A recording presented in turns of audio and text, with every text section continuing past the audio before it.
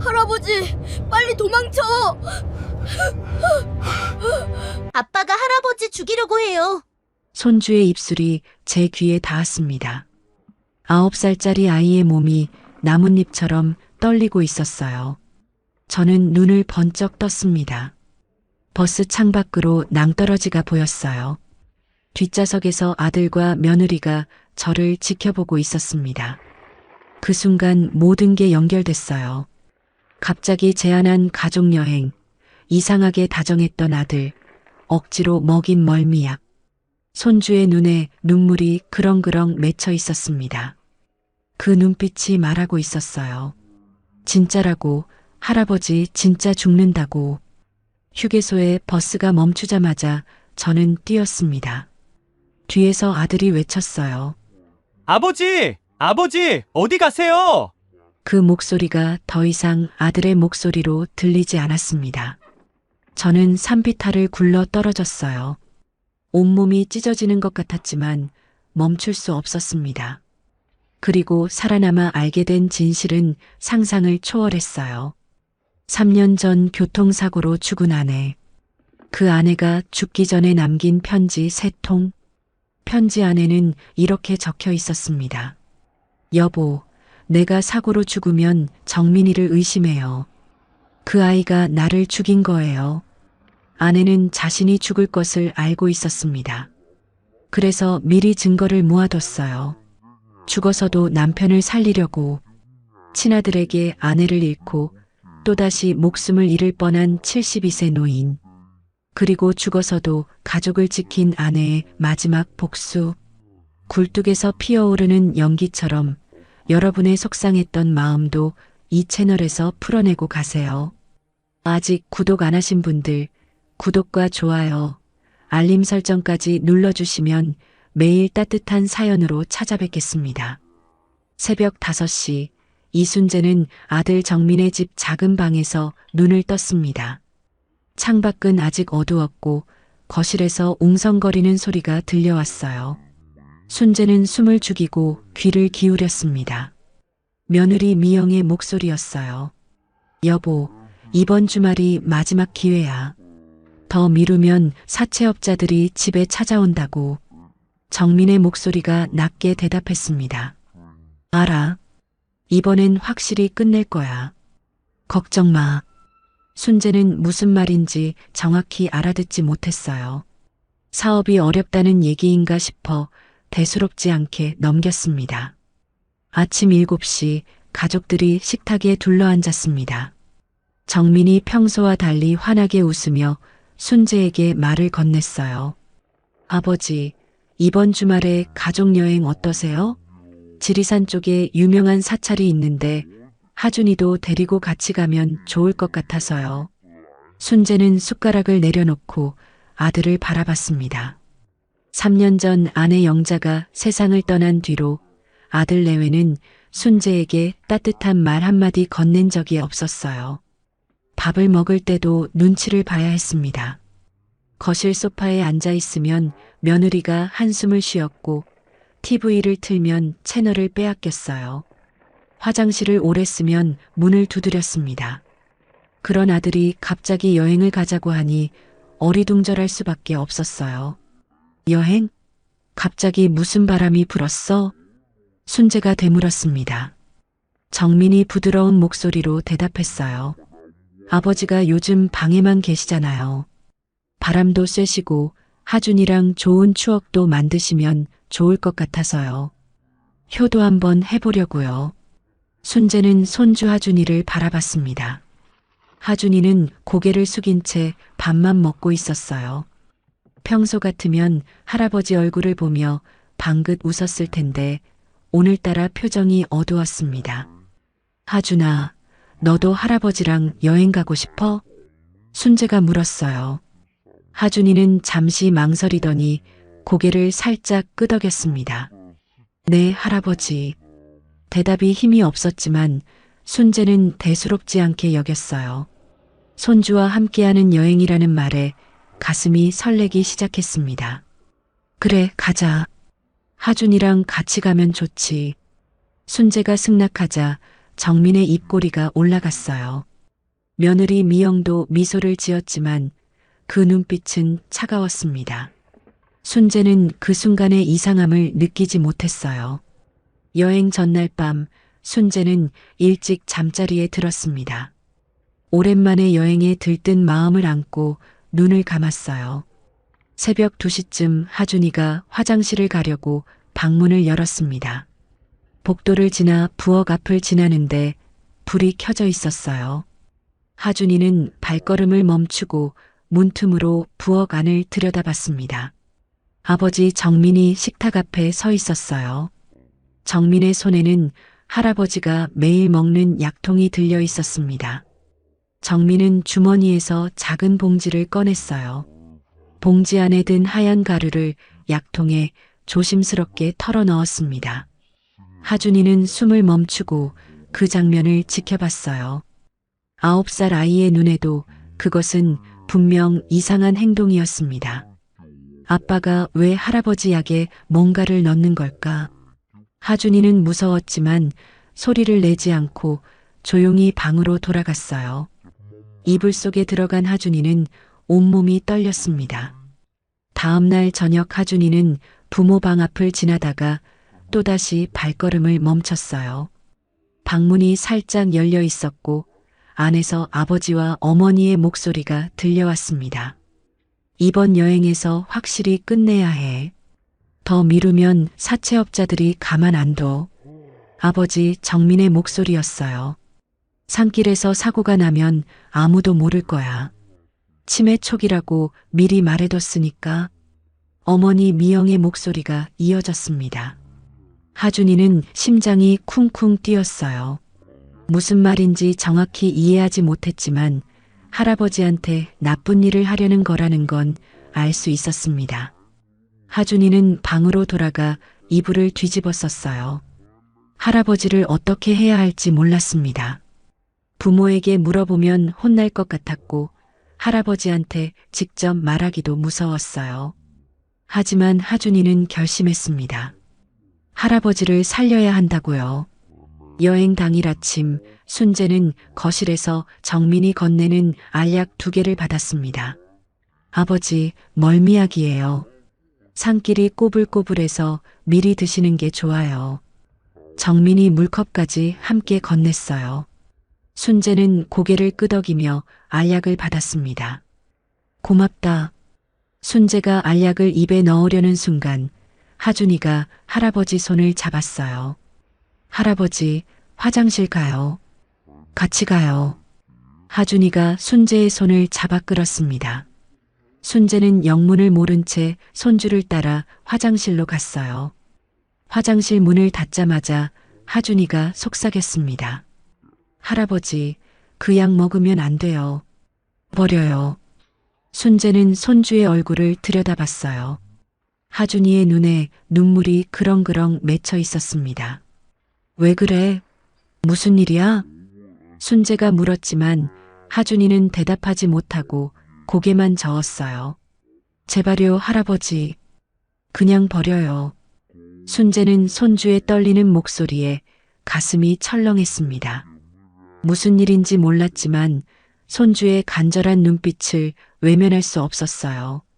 순재는 알약 2개를 변기에 버리고 물을 내렸습니다. 알았어. 버렸어. 이제 됐지? 하준이가 고개를 끄덕였어요. 하지만 하준이의 표정은 여전히 어두웠습니다. 가족은 고속버스 터미널에 도착했습니다. 정민이 매표소에서 표를 끊어왔어요. 아버지, 하준이랑 앞자리에 앉으세요. 저희는 뒷자리에 있을게요. 순재는 고개를 끄덕이며 하준이와 함께 버스에 올랐습니다. 창가 자리에 앉고 하준이가 옆자리에 앉았어요. 정민과 미영은 2줄 뒤에 자리를 잡았습니다. 버스가 출발하고 얼마 지나지 않아 순재는 졸음이 쏟아지기 시작했어요. 분명 멀미약을 먹지 않았는데 눈꺼풀이 천근만근이었습니다. 아침에 마신 물에 뭔가가 들어 있었던 걸까요? 순재의 고개가 앞으로 떨어졌어요. 하준이는 할아버지 얼굴을 올려다보며 입술을 깨물었습니다. 버스가 산길로 접어들었어요. 꼬불꼬불한 길을 따라 버스가 오르락 내리락 했습니다. 하준이는 뒤를 돌아봤어요. 아버지와 어머니가 고개를 숙인 채 뭔가를 기다리는 것 같았습니다. 휴게소가 가까워지자 하준이는 결심했어요. 지금이 아니면 할아버지를 살릴 수 없다고요. 하준이가 할아버지의 어깨를 흔들었습니다. 할아버지, 할아버지. 순재가 희미하게 눈을 떴어요. 하준이가 할아버지 귀에 바짝 입을 대고 속삭였습니다. 할아버지, 빨리 도망쳐요. 아빠가 할아버지 죽이려고 해요. 순재는 순간 잠이 확 깨며 눈을 크게 떴습니다. 하준이의 눈에서 눈물이 흘러내리고 있었어요. 공포에 질린 손주의 얼굴을 본 순간 순재는 본능적으로 깨달았습니다. 이건 장난이 아니라고요. 버스가 휴게소에 정차했습니다.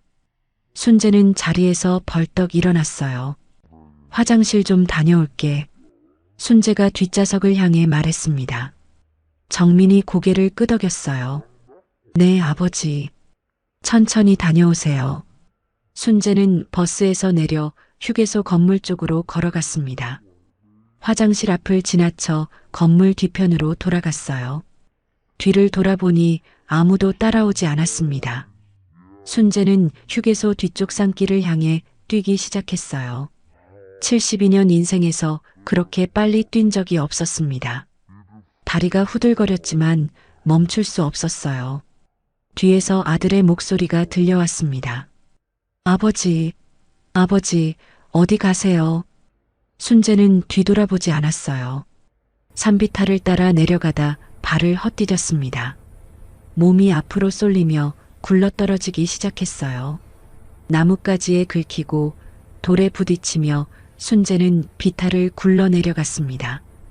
온몸에 상처가 났지만 아픔을 느낄 겨를이 없었어요. 마침내 순재의 몸이 멈췄을 때 눈앞에 작은 시골 마을이 보였습니다. 순재는 피투성이가 된 몸을 이끌고 마을을 향해 기어갔어요. 의식이 점점 흐려지고 있었습니다. 마을 입구에 도착했을 때 순재는 그 자리에 쓰러졌어요. 마지막으로 떠오른 건 하준이의 떨리는 목소리였습니다. 할아버지, 빨리 도망쳐요. 그 한마디가 순재의 목숨을 살렸습니다. 마을 입구에 쓰러진 순재를 처음 발견한 건 밭에서 돌아오던 농부 최철호였습니다.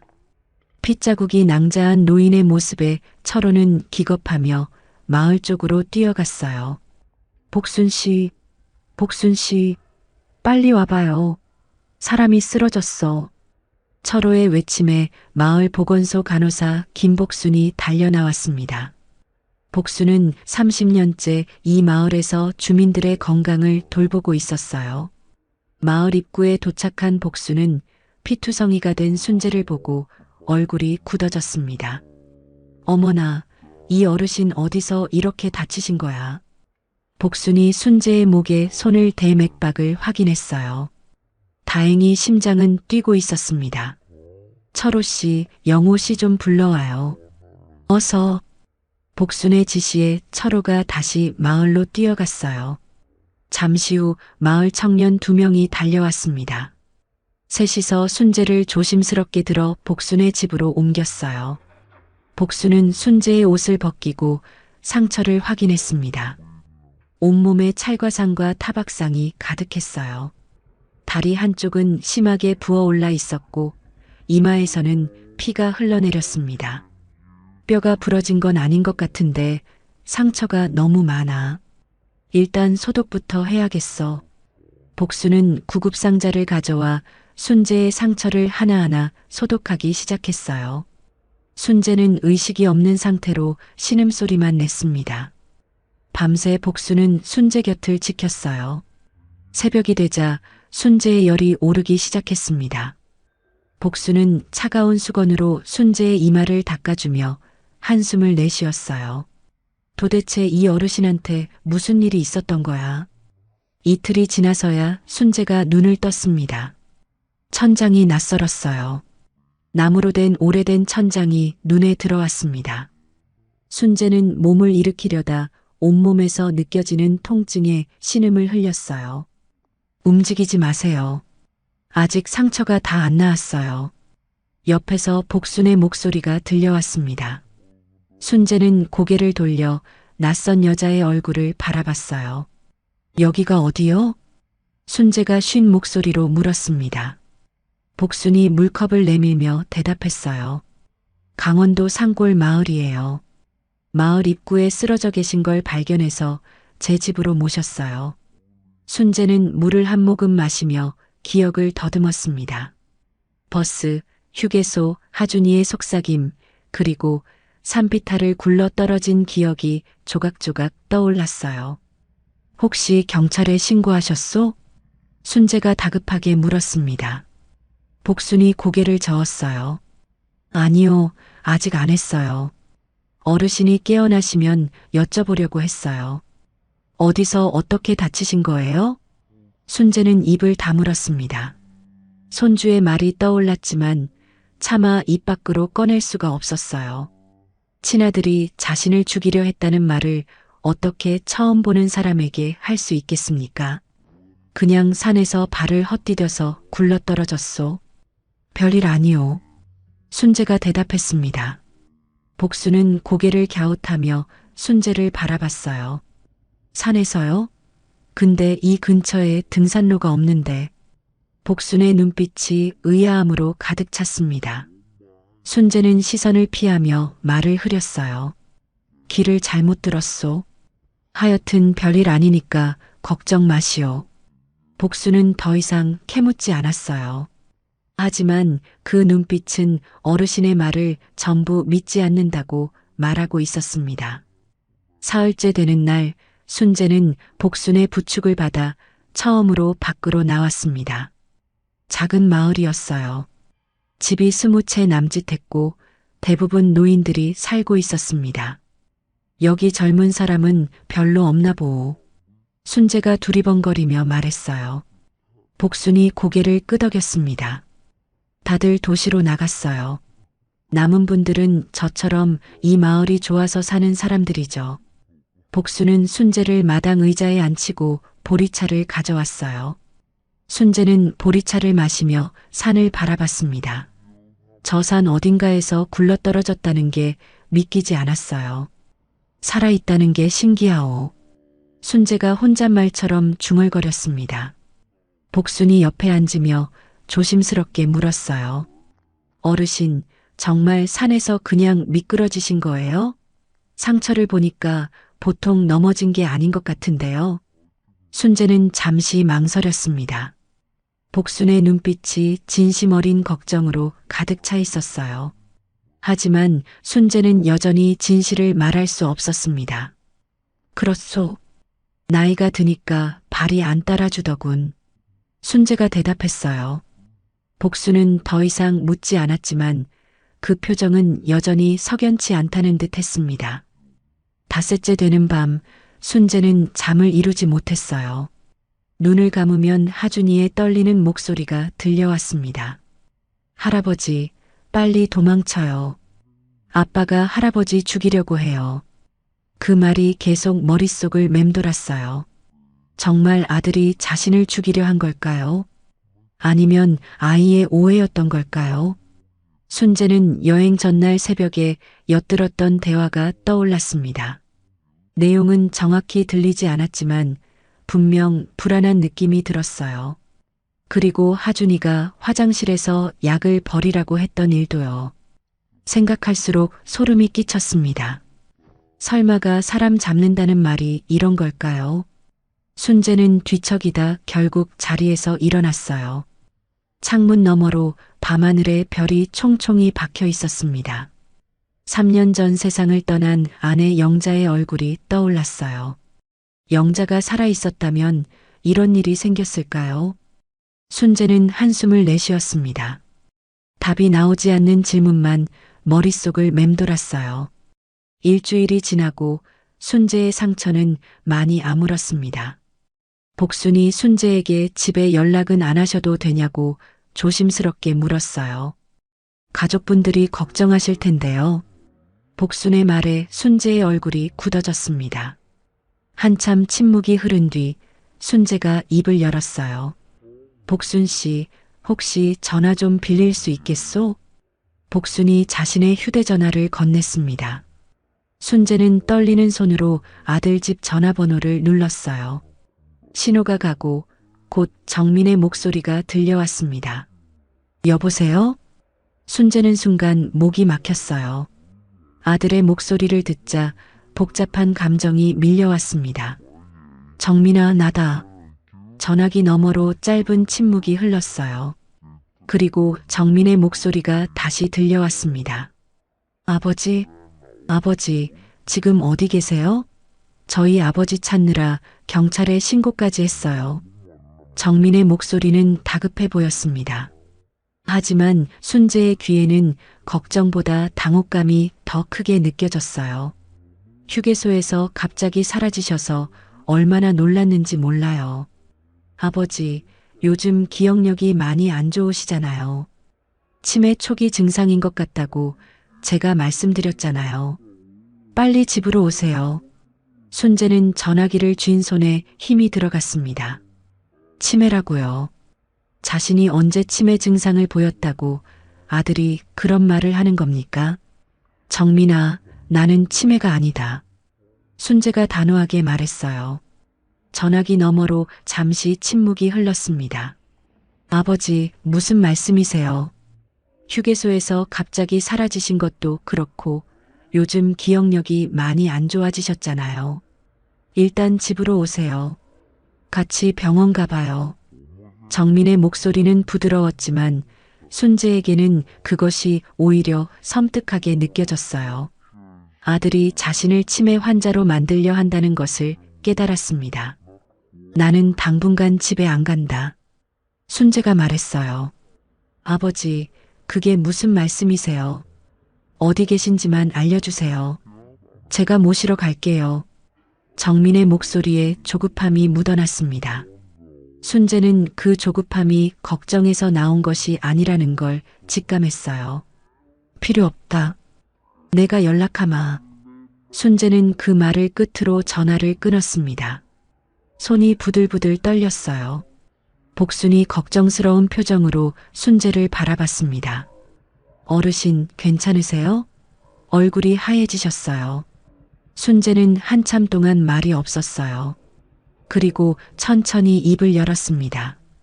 복순 씨, 내가 왜 산에서 굴러떨어졌는지 말해도 되겠소? 복순이 고개를 끄덕였어요. 순재는 깊은 한숨을 내쉬며 그날의 일을 하나하나 털어놓기 시작했습니다. 손주가 약에 뭔가를 넣는 걸 봤다는 것, 부모의 대화를 엿들었다는 것, 버스에서 도망치라고 속삭인 것까지요. 순재의 이야기를 다 들은 복수는 얼굴이 하얗게 질려 있었어요. 그러니까 손주가 아버지가 어르신을 죽이려 한다고 말했다는 거예요? 복순이 되물었습니다. 순재가 고개를 끄덕였어요. 처음엔 나도 믿지 않았소. 아무리 그래도 친자식이 부모를 어떻게 죽이겠소. 근데 방금 전화 통화를 하고 나니까 확신이 드오. 순재의 목소리가 떨렸습니다. 아들 녀석이 나를 치매 환자로 몰고 있소. 휴게소에서 갑자기 사라진 것도 치매 때문이라고 하더군. 내가 집에 돌아가면 정말로 무슨 일이 생길 거요. 복수는 순재의 손을 붙잡았어요. 어르신, 경찰에 신고해야 해요. 이건 보통 일이 아니에요. 순재가 고개를 저었습니다. 아직은 안 돼요. 손주 말밖에 증거가 없소. 친아들을 살인 미수로 신고하는데 증거 없이 어떻게 하겠소? 복수는 입술을 깨물었어요. 어르신의 말이 맞았습니다. 9살 아이의 말만으로는 경찰도 쉽게 움직이지 않을 거예요. 그러면 어떡하실 거예요? 여기 계속 숨어 계실 수도 없잖아요. 복순이 물었습니다. 순재는 창밖을 바라보며 대답했어요. 진실을 밝혀야지. 아들이 정말로 나를 죽이려 했는지 아니면 내가 잘못 알고 있는 건지 그걸 알아내기 전까진 집에 돌아갈 수 없소. 복수는 잠시 생각하더니 입을 열었어요. 어르신, 저희 마을에 오만석이라는 어르신이 계세요. 노인회장이신데 예전에 경찰이었어요.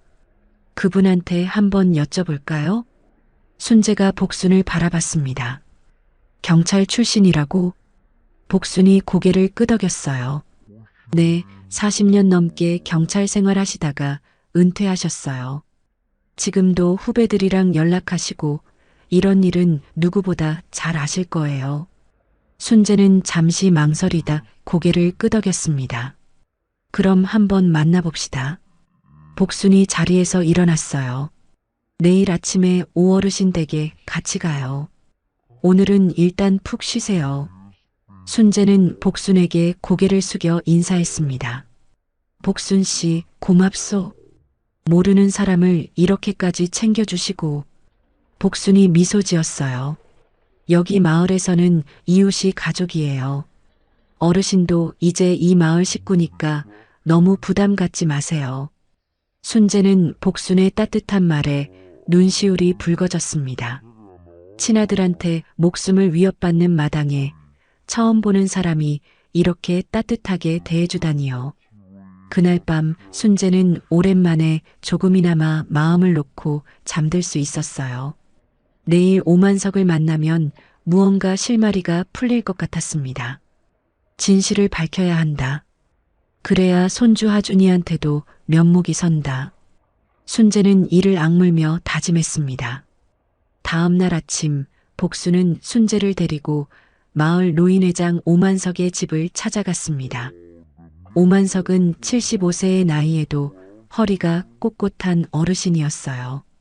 40년간 경찰 생활을 한 흔적이 눈빛에 고스란히 남아 있었습니다. 어서 오세요. 복순이가 연락해서 대충 이야기는 들었소. 오만석이 순재를 맞이하며 말했어요.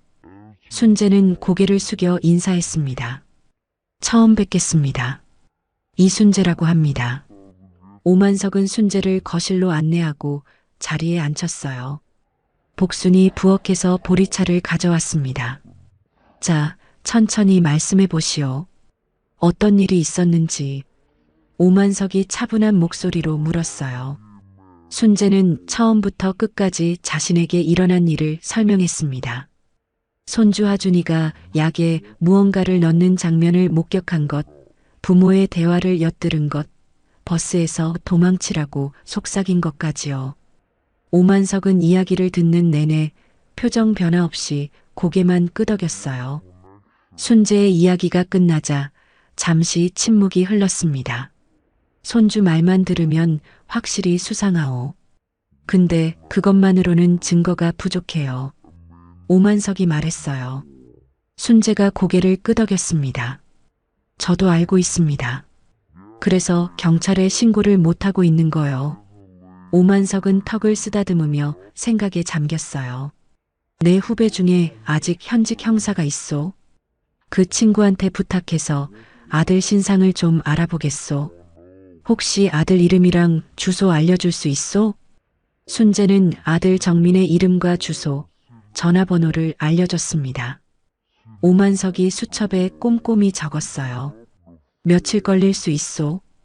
그동안 여기서 조용히 지내시오. 오만석의 말에 순재는 고개를 숙여 감사 인사를 전했습니다. 같은 시각 부산에서 식당을 운영하던 딸 이수진에게 낯선 소포 하나가 도착했습니다. 수진은 배달 기사에게서 소포를 받아들고 보낸 곳을 확인했어요. 법무법인 이름이 적혀 있었습니다. 법무법인? 내가 무슨 일이 있나? 수진은 고개를 갸웃하며 소포를 열었어요. 안에는 오래된 편지 봉투 하나와 작은 안내문이 들어 있었습니다. 안내문에는 이렇게 적혀 있었어요. 본 소포는 고 고영자님의 의뢰에 따라 발송되었습니다. 고인께서는 생전에 본인이 사망할 경우 3년 후 딸 이수진님에게 이 소포를 보내달라고 의뢰하셨습니다. 수진은 심장이 멎는 것 같았습니다. 고영자, 3년 전 교통사고로 세상을 떠난 어머니 이름이었어요. 엄마가 보낸 소포라고? 수진의 손이 떨리기 시작했습니다. 편지 봉투 겉면에는 수진아, 이 편지가 도착했다면 엄마는 이미 세상에 없단다라고 적혀 있었어요. 분명 어머니의 필체였습니다. 수진은 떨리는 손으로 편지를 열어 읽기 시작했어요. 수진아, 엄마가 이 편지를 쓰는 건 네가 이걸 읽을 일이 없기를 바라면서야. 하지만 이 편지가 내 손에 들어왔다면 엄마는 이미 세상에 없고 엄마 걱정이 맞았다는 뜻이란다. 수진의 눈에 눈물이 맺혔습니다. 정민이가 우리 보험금을 노리고 있어. 아빠 앞으로 15억, 엄마 앞으로 10억짜리 보험을 몰래 들어놨단다. 엄마가 따졌더니 그 아이가 엄마를 협박했어. 아버지한테 말하면 아버지도 같이 죽인다고. 수지는 숨이 막혔어요. 오빠가 부모를 죽이려 한다고요. 편지는 계속되었습니다. 엄마는 증거를 모아뒀어. 정민이 몰래 녹음도 하고 보험 서류 사본도 챙겼어. 모든 증거는 농협은행 대여금고에 넣어뒀단다. 열쇠는 이 편지와 함께 보냈어. 대여금고는 이 열쇠로 열고 안에 있는 잠긴 서류함 비밀번호는 내 생일이야.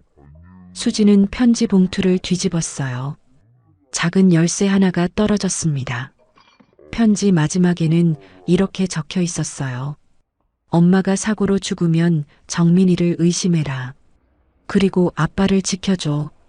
대여금고 안에 아빠한테 보내는 편지도 있어. 그리고 재판장에서 열어볼 편지도 있단다. 엄마의 마지막 부탁이야. 수지는 편지를 읽고 그 자리에 주저앉았습니다. 어머니가 3년 전에 이미 모든 것을 알고 있었다는 거예요. 자신이 아들에게 죽을 것이라는 것까지. 수지는 눈물을 훔치며 휴대폰을 꺼냈습니다. 뉴스 검색창에 아버지 이름을 입력했어요. 이순재 실종. 검색 결과가 떴습니다. 70대 치매 초기 남성, 휴게소에서 실종. 가족 수소문 중. 수진의 손이 떨렸어요. 아버지가 실종됐다고요. 그것도 치매 초기라고요. 아버지는 치매가 아니었습니다. 수진은 확신했어요. 오빠가 아버지한테도 똑같은 짓을 하려 한 거예요. 어머니 때처럼. 수진은 즉시 농협은행으로 달려갔습니다. 어머니가 남긴 열쇠를 들고 대여금고를 열었어요. 금고 안에는 잠긴 서류함이 있었습니다. 수진은 자신의 생일 6자리를 눌렀어요. 철컥 소리와 함께 서류함이 열렸습니다. 안에는 USB 하나, 보험 서류 묶음, 그리고 편지 봉투 2개가 들어 있었어요. 첫 번째 편지 봉투에는 순재에게라고 적혀 있었습니다. 두 번째 편지 봉투에는 재판장에서 열 것이라고 적혀 있었어요. 수지는 USB를 자신의 노트북에 꽂았습니다. 음성 파일이 하나 저장되어 있었어요. 재생 버튼을 누르자 오빠 정민의 목소리가 흘러나왔습니다. 어머니 거는 교통사고로 처리하면 돼. 뒤에서 들이받으면 중앙선 넘어가잖아. 누가 의심하겠어. 수지는 심장이 멎는 것 같았어요. 오빠가 직접 말하는 목소리였습니다. 보험금 10억이면 일단 급한 빚은 갚을 수 있어. 아버지 거는 나중에 천천히 하면 되고. 녹음은 거기서 끝났습니다. 수지는 그 자리에서 오열했어요. 어머니는 자신을 죽일 아들의 목소리를 직접 녹음해뒀습니다. 그리고 3년 후에 이 증거가 딸에게 전달되도록 미리 준비해둔 거예요. 수지는 눈물을 닦고 자리에서 일어났습니다. 아버지를 찾아야 했어요. 뉴스에는 아버지가 강원도 휴게소에서 실종됐다고 나와 있었습니다. 수지는 그 근처 마을들을 수소문하기 시작했어요. 사흘간 여기저기 전화를 돌린 끝에 한 마을 이장에게서 연락이 왔습니다. 혹시 70대 남자 어르신 찾으세요? 일주일쯤 전에 마을 입구에서 다친 어르신을 구조했는데 지금 우리 마을 복순이네 집에 계세요. 수지는 가슴이 철렁했어요. 아버지가 살아있다. 수지는 대여금고에서 찾은 모든 것을 가방에 넣었습니다. 그리고 그 마을을 향해 차를 몰았어요. 아버지를 살려야 한다. 어머니의 마지막 부탁을 지켜야 한다. 수지는 핸들을 꽉 쥐며 눈물을 삼켰습니다. 한편 그 시각 오만석의 후배 형사에게서 연락이 왔습니다. 오만석이 순재를 불러 함께 이야기를 들었어요. 선배님, 이정민이라는 사람 조회해 봤는데 심상치 않습니다. 형사의 목소리가 무거웠어요. 도박 빚이 7억이 넘습니다. 사채업자한테 협박받고 있고요. 그리고 아버지 앞으로 15억짜리 생명보험이 들어있는데 수익자가 이정민 본인으로 되어 있습니다. 순재의 얼굴이 하얗게 변했습니다. 15억이라고요? 나는 그런 보험에 가입한 적이 없는데. 오만석이 순재를 바라봤어요. 혹시 2년 전쯤에 건강검진 받으신 적 있소? 순재는 기억을 더듬었습니다. 2년 전 정민이 아버지 건강이 걱정된다며 큰 병원에서 건강검진을 받자고 했었어요. 그때 여러 서류에 서명을 했던 기억이 났습니다. 그때 서류에 사인을 했소. 건강검진 동의서인 줄 알았는데. 순재의 목소리가 떨렸어요. 오만석이 고개를 끄덕였습니다. 아마 그때 보험 서류도 같이 섞여 있었던 거요. 아들이 아버지를 속여서 보험에 가입시킨 거요. 순재는 탁자를 짚고 몸을 지탱했습니다. 머릿속이 하얘지는 것 같았어요. 아들이 자신을 죽여서 15억을 타려고 했다. 그게 이번 여행의 진짜 목적이었다. 손주의 말이 전부 사실이었던 거예요. 순재는 고개를 떨구며 중얼거렸습니다. 그러면 3년 전 영자도. 오만석이 순재를 바라봤어요. 혹시 부인분도 사고로 돌아가셨소? 순재가 고개를 끄덕였습니다. 교통사고로 돌아가셨소. 당시 보험금이 10억 나왔는데 정민이가 다 가져갔소. 오만석의 눈빛이 날카로워졌어요. 그 사고도 다시 확인해 볼 필요가 있겠소. 순재는 주먹을 불끈 쥐었습니다. 만약 영자도 정민이한테 당한 거라면. 그때 복순의 집 앞에서 차 소리가 들려왔어요. 복순이 창문을 내다보더니 말했습니다. 어르신, 누가 오셨어요? 여자분인데. 순재가 밖으로 나갔습니다. 차에서 내린 여자의 얼굴을 보는 순간 순재는 그 자리에 멈춰 섰어요. 10년 만에 보는 딸 수진이었습니다. 아버지. 수진이 순재를 향해 달려왔어요. 순재의 품에 안긴 수진이 울음을 터뜨렸습니다. 아버지, 살아계셨구나. 살아계셨어. 순재도 딸을 꼭 끌어안으며 눈물을 흘렸어요. 수진아, 네가 어떻게 여길. 수진이 눈물을 훔치며 가방을 열었습니다. 아버지, 엄마가 보낸 편지가 왔어요. 3년 전에 돌아가신 엄마가. 순재의 눈이 커졌어요. 영자가 편지를 보냈다고? 수진이 편지와 USB 그리고 은행 대여금고에서 찾은 모든 것을 꺼냈습니다. 엄마가 다 알고 있었어요. 오빠가 뭘 하려는지. 그래서 증거를 모아뒀어요. 아버지한테 보내는 편지도 있어요. 순재는 떨리는 손으로 순재에게라고 적힌 편지 봉투를 받아들었습니다. 순재는 순재에게라고 적힌 편지 봉투를 떨리는 손으로 열었습니다. 아내 영자의 필체가 눈에 들어왔어요. 3년 만에 보는 아내의 글씨였습니다. 순재는 심호흡을 하고 편지를 읽기 시작했어요. 여보, 이 편지를 읽고 있다면 나는 이미 세상에 없겠지요. 그리고 내 걱정이 맞았다는 뜻이에요. 순재의 눈에 눈물이 맺혔습니다. 당신한테 한 번 말했잖아요.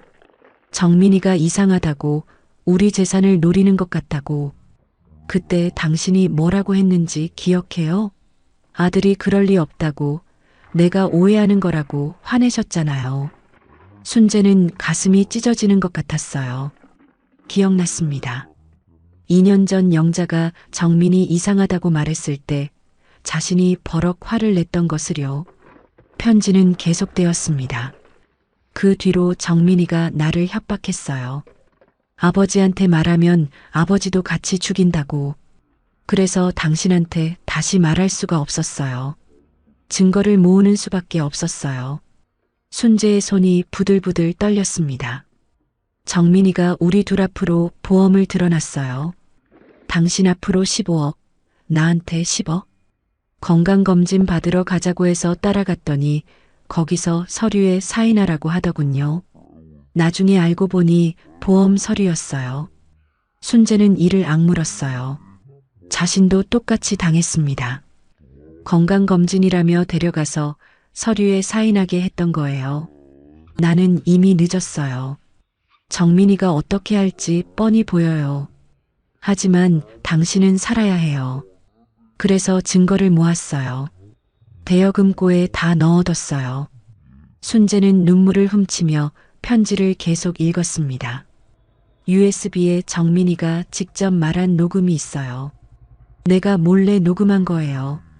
그 아이가 어떻게 나를 죽일 건지, 당신한테는 어떻게 할 건지 다 말했어요. 순재는 숨이 막혔어요. 영자가 자신을 죽일 아들의 계획을 직접 녹음해뒀다니요. 편지 마지막 부분이었습니다. 여보, 미안해요. 먼저 가서 미안해요. 하지만 나는 죽어서도 당신을 지킬 거예요. 대여금고에 재판장에서 열어볼 편지도 넣어뒀어요. 그건 정민이한테 보내는 내 마지막 말이에요. 당신이 그걸 읽어줘요. 부탁이에요. 순재는 편지를 가슴에 품고 오열했어요. 영자야, 영자야. 순재의 울음소리가 방 안에 울려 퍼졌습니다. 수진도 아버지 옆에서 함께 울었어요. 복순과 오만석은 눈시울을 붉히며 두 사람을 지켜봤습니다. 한참을 울고 나서 순재가 입을 열었어요. 목소리가 갈라져 있었습니다. 영자가 다 알고 있었어. 내가 믿지 않아서 혼자 증거를 모은 거야. 순재가 수진을 바라봤습니다. 수진아, 녹음 파일 들어봤니? 수진이 고개를 끄덕였어요. 네, 아버지. 오빠가 직접 말하는 거예요. 어머니를 어떻게 죽일 건지 아버지한테는 나중에 천천히 하겠다고. 순재는 주먹을 불끈 쥐었습니다. 그 녀석이 어미를 죽이고 이번엔 애비까지 죽이려 했어. 순재의 눈에서 눈물 대신 분노가 타올랐어요. 오만석이 순재에게 다가왔습니다. 순재 씨, 이 증거면 충분히 수사를 요청할 수 있소. 내 후배한테 바로 연락하겠소. 순재가 고개를 끄덕였어요. 부탁드립니다. 반드시 그 녀석을 잡아야 합니다. 수지는 아버지 옆에 앉아 그동안의 이야기를 들었습니다. 손주 하준이가 할아버지를 살렸다는 말에 수지는 눈물을 흘렸어요. 하준이가 그랬어요? 9살밖에 안 됐는데. 순재가 고개를 끄덕였습니다. 그 애가 아니었으면 나는 벌써 죽었어. 버스에서 도망치라고 귓속말을 했어. 수지는 고개를 숙였어요. 아버지, 저도 드릴 말씀이 있어요. 순재가 수진을 바라봤습니다. 10년 전에 제가 왜 집을 나갔는지 기억하세요? 순재는 고개를 끄덕였어요. 10년 전 수진은 오빠 정민과 크게 싸우고 집을 떠났습니다. 그때 수진이 뭐라고 했는지 순재는 기억하고 있었어요. 오빠가 아버지 도장 몰래 가져가는 거 봤어요. 그때 따졌더니 오빠가 저한테 뭐라고 했는지 알아요? 수진의 목소리가 떨렸습니다. 입 다물지 않으면 가만 안 둔다고 했어요. 그 눈빛이 너무 무서워서 아버지한테 말씀드린 건데. 순재는 고개를 숙였어요. 그때 자신이 뭐라고 했는지 기억났습니다. 내가 내 말을 안 믿었지. 수진이 눈물을 훔쳤어요. 아버지가 오빠 편만 드셔서 너무 서운했어요. 그래서 집을 나온 거예요. 순재는 딸의 손을 붙잡았습니다. 수진아, 미안하다. 그때 내 말을 믿었어야 했는데. 아버지가 잘못했다. 수진이 고개를 저었어요. 아버지 잘못이 아니에요. 누가 친자식을 의심하겠어요. 순재는 딸을 끌어안았습니다. 10년간의 오해와 서운함이 눈물 속에서 녹아내렸어요. 수진은 아버지에게 3년 전 어머니 장례식 때 있었던 일도 털어놓았습니다. 장례식장에서 오빠가 전화 통화하는 거 들었어요.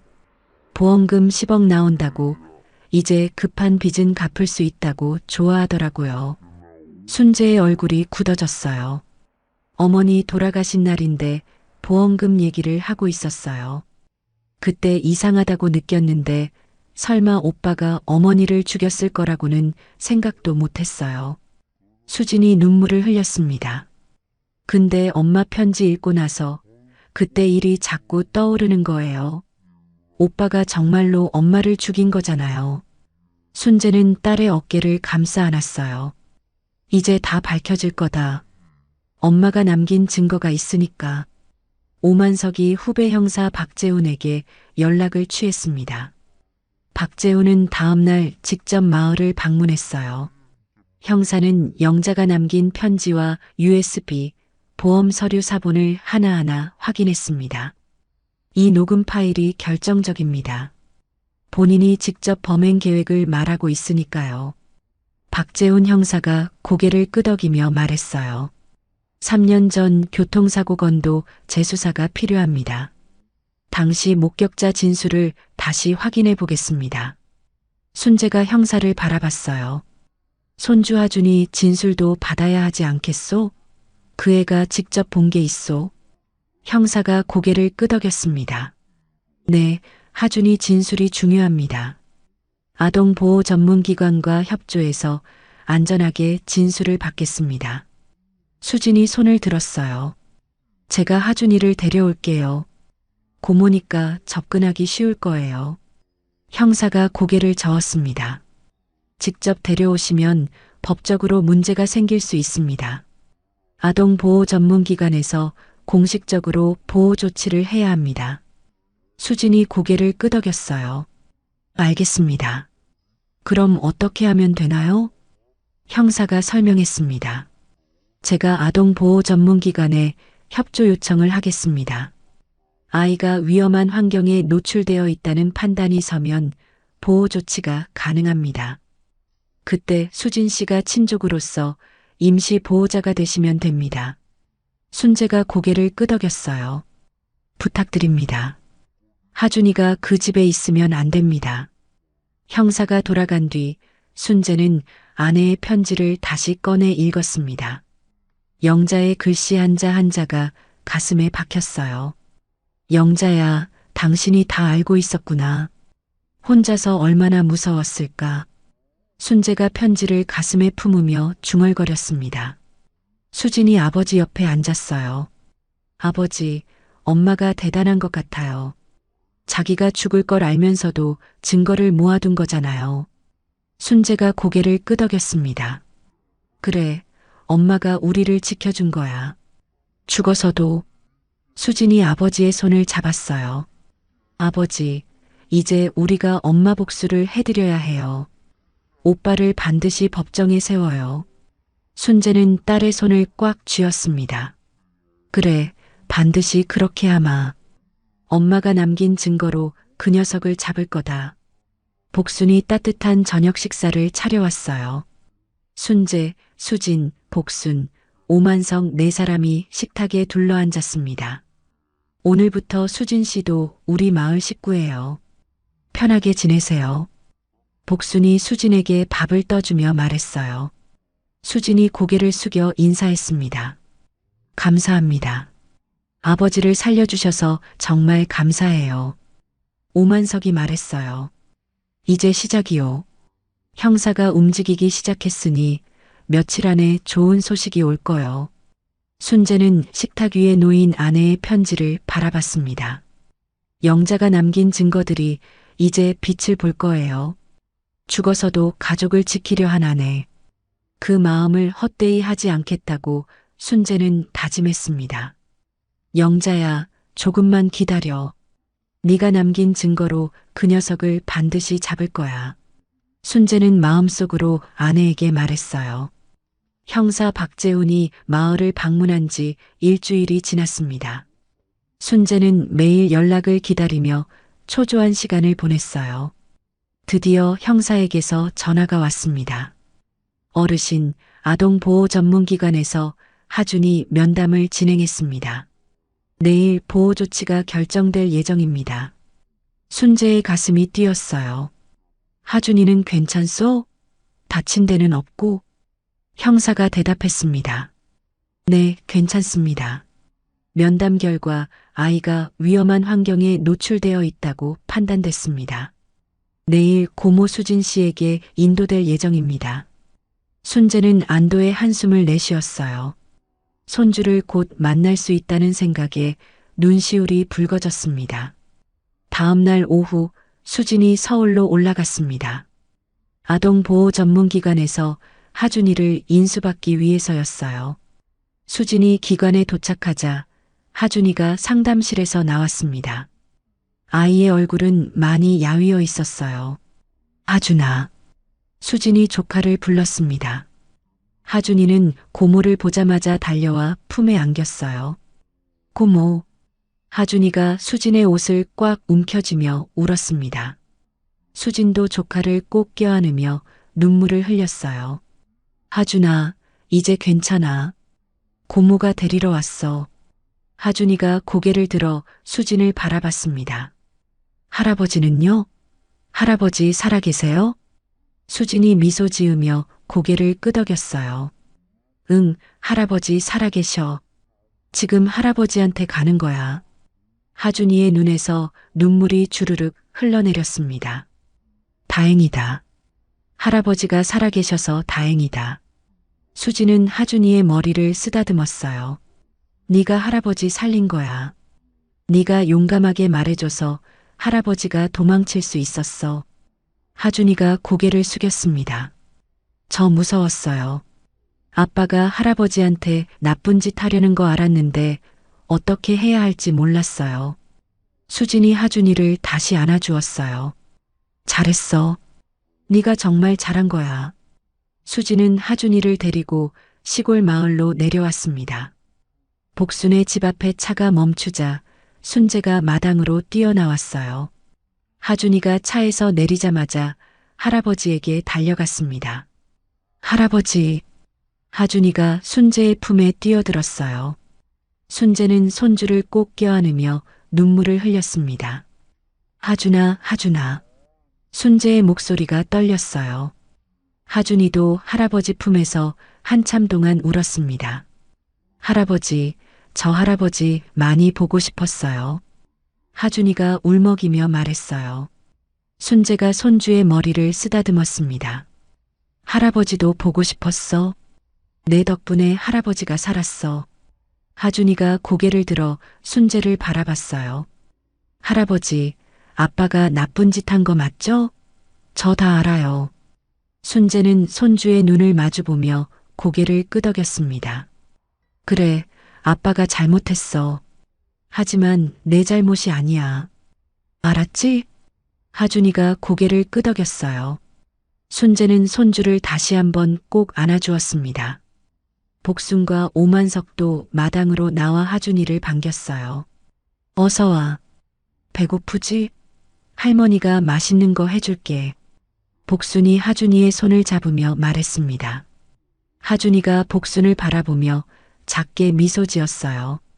며칠 뒤 형사 박재훈이 마을을 다시 찾아왔습니다.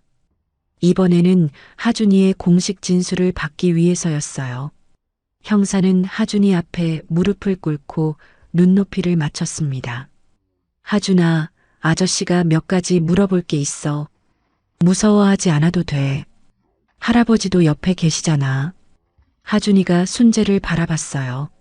순재가 고개를 끄덕이며 손주의 손을 잡았습니다. 괜찮아. 아저씨한테 솔직하게 말하면 돼. 하준이가 작은 목소리로 대답했어요. 네. 형사가 조심스럽게 질문을 시작했습니다. 하준아, 여행 가기 전날 밤에 뭔가 이상한 걸 본 적 있니?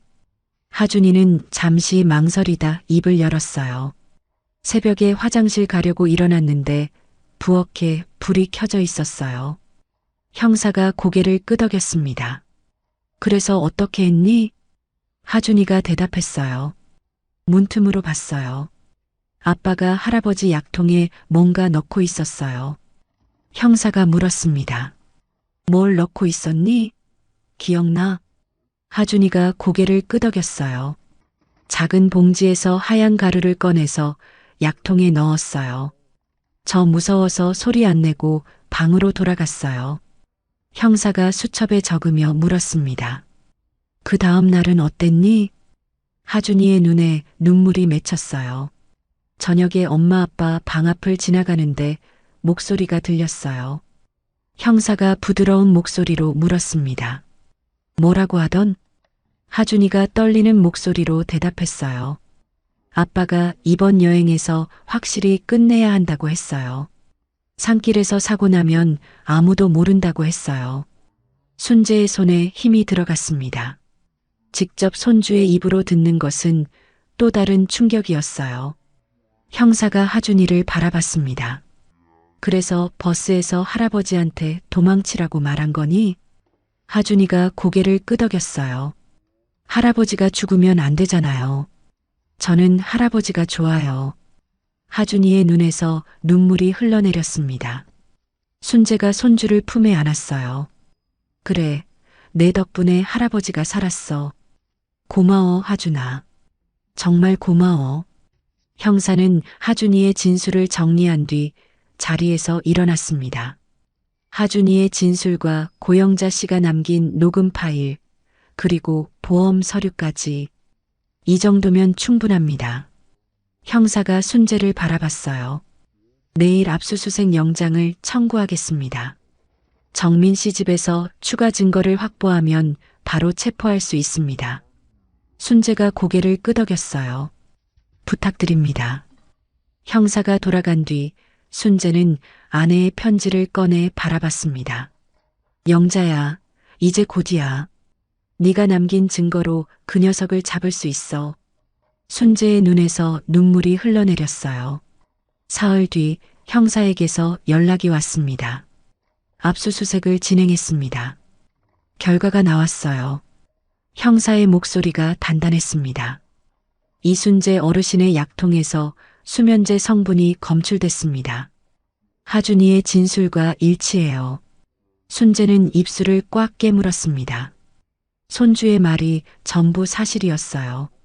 그리고 정민 씨 서재 금고에서 15억 원짜리 보험 증서 원본이 발견됐습니다. 수익자가 정민 씨 본인으로 되어 있었어요. 순재는 눈을 감았어요. 아들이 자신을 죽이고 15억을 타려 했다는 게 다시 한번 확인된 거였습니다. 추가로 며느리 한미영 씨 휴대폰에서 음성 메모가 발견됐습니다. 형사가 말을 이었어요. 정민 씨가 3년 전 어머니를 어떻게 처리했는지 말하는 내용이 담겨 있었어요. 미영 씨가 이혼할 때 쓰려고 몰래 녹음해둔 것 같습니다. 순재는 고개를 들었어요. 그러면 미영이도 알고 있었다는 거요? 형사가 대답했습니다. 네, 공범입니다. 3년 전 사건 때도 알리바이를 만들어줬고 이번 건도 같이 계획한 거예요. 순재는 한숨을 내쉬었어요. 아들뿐 아니라 며느리까지. 이 정도면 증거가 충분합니다. 오늘 중으로 체포영장을 청구하겠습니다. 형사가 말했어요. 순재는 아내의 편지를 꺼내 들었습니다. 영자야, 네가 남긴 증거가 우리를 살렸어. 고마워. 순재의 눈에서 눈물이 흘러내렸어요. 이틀 뒤 형사에게서 다시 연락이 왔습니다. 정민 씨와 미영 씨를 체포했습니다. 살인 및 살인 미수 혐의입니다. 순재는 전화기를 든 채 한참 동안 말이 없었어요. 드디어 아들이 잡혔습니다. 수고하셨습니다. 정말 감사합니다. 순재가 떨리는 목소리로 말했어요. 전화를 끄는 순재는 마당으로 나왔습니다. 하늘을 올려다보며 중얼거렸어요. 영자야, 들었소? 그 녀석 잡혔소? 순재의 눈에서 눈물이 흘러내렸습니다. 수진과 하준이가 순재 곁으로 다가왔어요. 아버지, 이제 다 끝났어요. 수진이 아버지의 팔을 잡았습니다. 하준이가 할아버지를 올려다봤어요. 할아버지, 울지 마세요. 순재는 손주의 머리를 쓰다듬었습니다. 할아버지 안 울어. 이건 기쁜 눈물이야. 순재는 하준이를 안아 올렸어요. 내 덕분에 할아버지가 살았고 할머니 원수도 갚을 수 있게 됐어. 고마워, 하준아. 하준이가 할아버지 목을 꼭 껴안았습니다. 할아버지, 사랑해요. 순재의 눈에서 다시 눈물이 흘러내렸어요. 복순과 오만석도 마당으로 나와 두 사람을 지켜봤습니다. 복순이 눈물을 훔치며 말했어요. 이제 정말 끝났네요. 오만석이 고개를 끄덕였습니다. 그래요. 이제 남은 건 재판뿐이요. 순재는 가슴에 품은 아내의 편지를 만졌어요. 영자야, 조금만 더 기다려. 재판에서 그 녀석이 벌 받는 거 직접 보여줄게. 순재는 하늘을 향해 조용히 말했습니다. 정민과 미영이 체포된 지 이틀이 지났습니다. 순재는 오랜만에 마음 편히 잠을 잘 수 있었어요. 아침 햇살이 창문으로 들어오자 순재는 기지개를 펴며 일어났습니다. 거실에서 하준이의 웃음소리가 들려왔어요. 할아버지, 아침이에요. 하준이가 방문을 열고 고개를 내밀었습니다. 순재는 손주의 밝은 얼굴을 보며 미소 지었어요. 그래, 지금 나간다. 순재가 거실로 나오자 복순이 아침상을 차려놓고 있었습니다. 따뜻한 된장찌개 냄새가 코끝을 간지렸어요. 어르신, 오늘 표정이 많이 밝아지셨네요. 복순이 웃으며 말했어요. 순재가 고개를 끄덕였습니다. 이제야 좀 살 것 같소? 그동안 얼마나 마음이 무거웠는지. 수진이 밥을 푸며 말했어요. 아버지, 이제 다 끝났어요. 오빠는 감옥에서 벌 받을 거고 우리는 새 출발하면 돼요. 순재는 딸과 손주를 번갈아 바라봤습니다. 오랜만에 느끼는 평화로운 아침이었어요. 아침 식사를 마치고 순재가 마당에서 햇볕을 쬐고 있을 때였습니다. 복순의 집 앞으로 검은색 승용차 한 대가 들어왔어요. 순재는 고개를 들어 차를 바라봤습니다. 차에서 험상궂게 생긴 남자 두 명이 내렸어요. 남자들은 주위를 둘러보다 순재를 발견하고 성큼성큼 다가왔습니다. 이순재 씨 맞으시죠? 앞장선 남자가 물었어요. 순재는 불안한 마음에 자리에서 일어났습니다. 그런데 당신들은 누구요? 순재가 물었어요. 남자가 주머니에서 서류를 꺼내 순재 앞에 내밀었습니다. 저희는 이정민 씨한테 돈 빌려준 사람들입니다. 이거 보세요. 순재가 서류를 받아들었어요. 차용증이었습니다. 금액란에 4억 원이라고 적혀 있었어요. 여기 연대보증인 보세요. 이순재, 어르신 이름이잖아요. 남자가 손가락으로 서류 한 부분을 가리켰습니다. 순재의 이름과 도장이 찍혀 있었어요. 순재의 얼굴이 하얗게 변했습니다. 나는 이런 서류에 사인한 적이 없소. 순재가 목소리를 높였어요. 남자가 비웃듯이 웃었습니다. 아, 그러세요? 근데 여기 도장 분명히 어르신 거잖아요. 2년 전에 찍으신 거라던데요? 순재는 서류를 다시 살펴봤어요. 2년 전 건강검진 때 정민이 여러 서류에 사인을 받았는데 그때 이것도 섞여 있었던 거예요.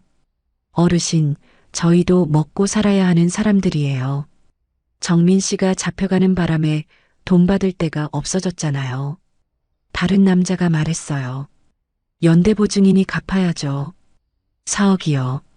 이자까지 하면 5억 가까이 될 수도 있고요. 순재는 머리가 멍해졌습니다. 4억이라니 그런 돈이 어디 있습니까? 나한테 그런 돈 없소. 순재가 대답했어요. 남자들의 눈빛이 싸늘해졌습니다. 돈이 없으시면 만드셔야죠.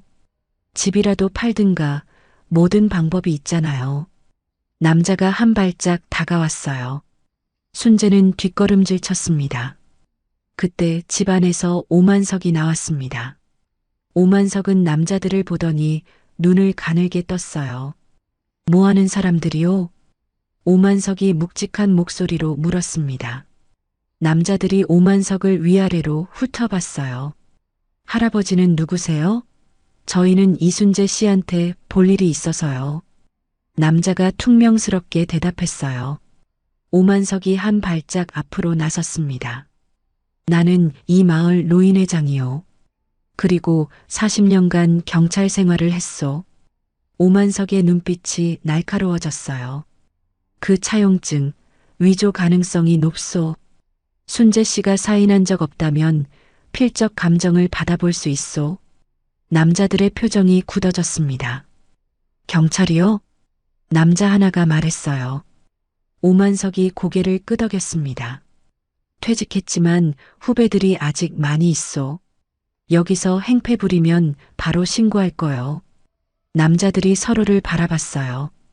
오만석의 위압감에 주춤하는 기색이었습니다. 법대로 하시죠. 필적 감정 결과 나올 때까지 기다리겠습니다. 오만석이 단호하게 말했어요. 남자들은 잠시 망설이다 차용증을 접어 주머니에 넣었습니다. 좋아요. 법대로 해도 저희가 이길 겁니다. 도장 찍힌 건 사실이니까. 남자 하나가 순재를 노려봤어요. 일주일 드릴게요. 일주일 안에 연락 없으면 다시 올 겁니다. 그때는 이렇게 순순히 안 끝나요. 남자들은 위협적인 말을 남기고 차에 올라탔습니다. 검은 승용차가 먼지를 일으키며 마을을 빠져나갔어요. 순재는 마당에 멍하니 서 있었습니다. 다리에 힘이 풀렸어요. 수진이 급히 밖으로 나왔습니다. 아버지, 무슨 일이에요? 저 사람들 누구예요? 수진이 다급하게 물었어요. 순재는 손에 들린 차용증 복사본을 내밀었습니다. 정민이 녀석이 사채업자한테 빌린 돈이야. 연대보증인이 나로 되어 있더구나. 수진이 서류를 받아들고 눈을 크게 떴어요. 4억이요? 이건 말도 안 돼요. 아버지가 언제 이런 데 도장을 찍으셨어요? 순재가 한숨을 내쉬었습니다. 2년 전에 정민이가 건강검진 받자고 데려갔을 때 여러 서류에 사인했어. 그때 이것도 섞여 있었나 봐. 복순이 걱정스러운 표정으로 말했어요. 어르신, 이건 분명 위조예요. 속아서 사인하신 거잖아요. 순재가 고개를 끄덕였습니다. 그렇소. 근데 도장이 진짜라서 문제요. 저 사람들 말대로 법적으로 다투면 쉽지 않을 거요. 오만석이 순재의 어깨를 두드렸어요. 걱정 마시오. 필적 감정을 받으면 서명이 위조라는 걸 입증할 수 있소. 내 후배한테 바로 연락하겠소. 순재는 고개를 끄덕였지만 얼굴에서 걱정이 가시지 않았습니다. 그날 저녁 순재는 밥을 거의 먹지 못했어요. 사채업자들의 위협이 머릿속에서 떠나지 않았습니다. 수진이 아버지 옆에 앉았어요. 아버지, 그래도 드셔야죠. 굶으시면 몸만 상해요. 순재가 고개를 저었습니다. 먹히질 않는다. 미안하구나. 하준이가 할아버지에게 다가왔어요. 할아버지, 왜 밥 안 먹어요? 어디 아파요? 하준이가 걱정스러운 눈으로 물었습니다. 순재는 손주의 머리를 쓰다듬었어요. 아니야, 할아버지 안 아파. 조금 피곤해서 그래. 순재가 억지로 미소를 지었습니다. 하지만 그 미소는 금방 사라졌어요. 밤이 깊어지자 순재는 방에서 뒤척였습니다. 아들 문제가 해결되나 싶었는데 또 다른 문제가 터졌어요. 4억이라는 돈은 평생 모아도 갚기 힘든 금액이었습니다. 순재는 아내의 편지를 꺼내 읽었어요. 영자의 글씨를 보니 마음이 조금 진정되었습니다. 영자야, 이건 또 어떻게 해야 하는 거야? 순재가 중얼거렸어요. 편지를 가슴에 품고 눈을 감았지만 잠은 쉽게 오지 않았습니다. 다음 날 아침 순재는 평소보다 일찍 일어났습니다. 창밖을 바라보는데 갑자기 가슴이 답답해지기 시작했어요. 숨이 잘 쉬어지지 않았습니다. 왼쪽 가슴에서 찌르는 듯한 통증이 느껴졌어요. 순재가 신음을 흘리며 가슴을 움켜쥐었습니다. 방문이 열리고 수진이 들어왔어요. 아버지, 일어나셨어요?